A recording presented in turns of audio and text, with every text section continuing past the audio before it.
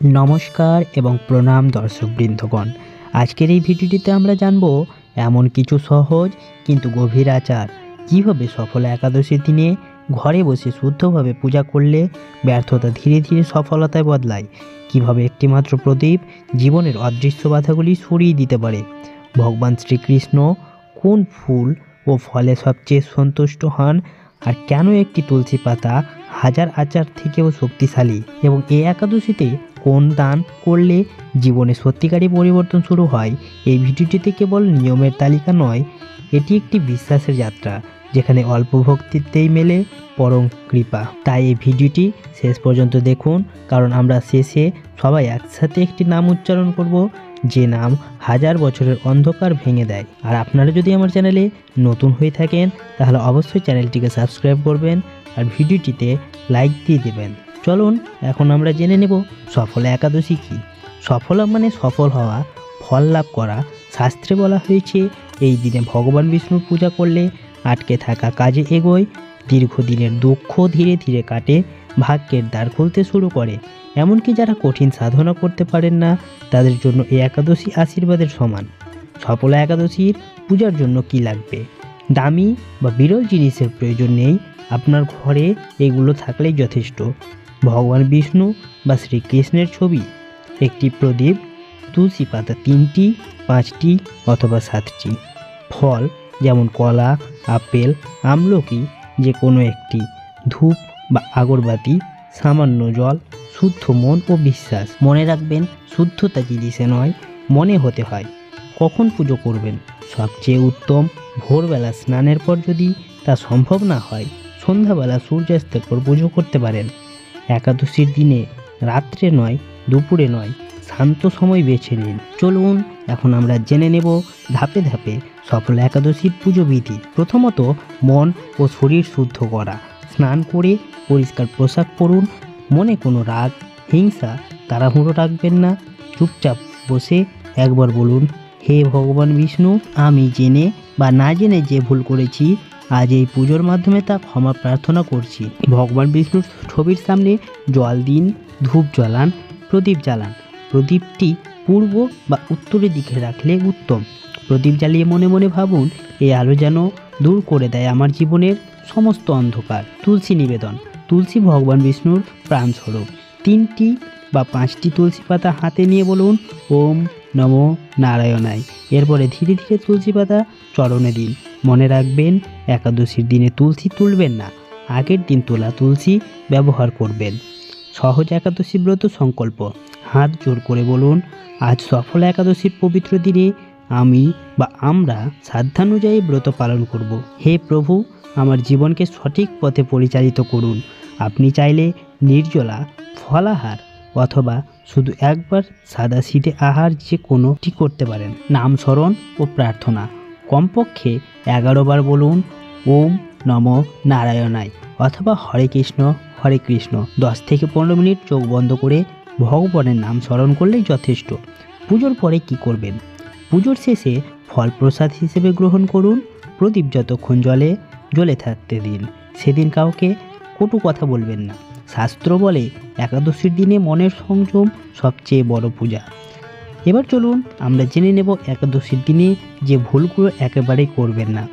অনেকে এই ভুল করেন: তুলসী পাতা ছেঁড়া, বেশি ঘুমানো, অন্যকে কষ্ট দেওয়া, মিথ্যা বলা, তামসিক চিন্তা ও কথা। এই ভুলগুলো পুণ্যের ফল কমিয়ে দেয়। চলুন এবার সংক্ষেপে সফল একাদশীর মাহাত্ম্য জেনে নেব। শাস্ত্র বলে এই একাদশীতে পুজো করলে 1000 অশ্বমেধ যজ্ঞের ফল পাওয়া যায়। পূর্বজন্মের বাধা কাটাতে শুরু করে, ভাগ্য ধীরে ধীরে অনুকূলে আসে। বিশ্বাস না থাকলেও একবার শুদ্ধভাবে পালন করুন, নিজেই ফল দেখতে পাবেন। মনে রাখবেন, ভগবান দূরে নেই, তিনি অপেক্ষা করেন আপনার একটি ডাকে। সফল একাদশী শুধু উপবাসের দিন নয়, এটি হলো নতুন শুরুর দিন, নতুন আশা জাগানোর দিন, আত্মশুদ্ধির দিন। আজ আপনি যদি হৃদয় দিয়ে এই একাদশী পালন করেন তাহলে ভগবান বিষ্ণুর কৃপা অবশ্যই আপনার জীবনে ফল দেবে। এবার চলুন আমরা জানব একটিমাত্র প্রদীপ কিভাবে জীবনের বাধা দূর করতে পারে, আর কোন ফুল ও ফল ভগবান বিষ্ণুর সবচেয়ে প্রিয়। প্রদীপের আধ্যাত্মিক অর্থ। শাস্ত্রে প্রদীপ শুধু আলো নয়, প্রদীপ মানে জ্ঞান, বিশ্বাস, আত্মশুদ্ধি, অন্ধকারের বিরুদ্ধে সত্যের যুদ্ধ। তাই তো বলা হয় দীপজ্যোতি পরং ব্রহ্ম, অর্থাৎ প্রদীপের আলোয় ব্রহ্মের প্রতীক। অনেকে মনে করেন অনেক প্রদীপ না জ্বালালে বুঝি পুজো পূর্ণ হয় না। এটি ভুল ধারণা। ভগবান দেখেন সংখ্যাকে নয়, মনকে। একটি প্রদীপ যদি শুদ্ধ মনে জ্বালানো হয়, তাই হাজার প্রদীপের চেয়েও বেশি শক্তিশালী হবে। এবার চলুন আমরা জেনে নেব কোন প্রদীপ কী কাজে দেয়। ঘিয়ের প্রদীপ দীর্ঘদিনের বাধা কাটাতে, কর্মক্ষেত্রের অগ্রগতিতে ও ভাগ্যের উন্নতিতে কাজে দেয়। তেলের প্রদীপ যেমন সরিষার তেলের গ্রহদোষ, নেগেটিভ শক্তি, ভয়ের প্রভাব দূর করতে পারে। বিশেষত একাদশীর দিনে ঘিয়ের প্রদীপ অত্যন্ত ফলদায়ক। প্রদীপ জ্বালানোর সঠিক নিয়ম: প্রদীপ ভাঙা বা কালো হওয়া চলবে না। সন্ধ্যার পর জ্বালানো উত্তম। পূর্ব বা উত্তরের দিকে রাখুন। প্রদীপ জ্বালানোর সময় কথা বলবেন না, মনে মনে বলুন, হে ভগবান বিষ্ণু, আমার জীবনের যে বাধাগুলো আমি দেখতে পাচ্ছি না, আপনি দয়া করে সেগুলো সরিয়ে দিন। এই প্রার্থনায় প্রমাণ করে প্রদীপ শুধু আলো নয়, এটি আত্মসমর্পণ। একটিমাত্র প্রদীপ সিদ্ধান্তহীনতা কমায়, মন শান্ত করে, ভয়ের প্রভাব নষ্ট করে, মানুষকে সঠিক পথে সিদ্ধান্ত নিতে সাহায্য করে। কারণ যেখানে মন পরিষ্কার, সেখানে সমস্যার সমাধান জন্মায়। ভগবান বিষ্ণুর সবচেয়ে প্রিয় ফুল। ভগবান ফুল চান না, তিনি চান ভক্তি। তবুও শাস্ত্রে বলা আছে কিছু ফুলে বিশেষ শাস্ত্রিক শক্তি। এই ফুলগুলোতে ভক্তির কম্পন দ্রুত পৌঁছায় ভগবানে। পদ্ম ফুল। ভগবান বিষ্ণু পদ্মনাভ নামে পরিচিত। পদ্ম ফুলের অর্থ পবিত্রতা, সংসারে থেকেও আসক্তিহীনতা, যা মানুষের সবচেয়ে বড় সমস্যা।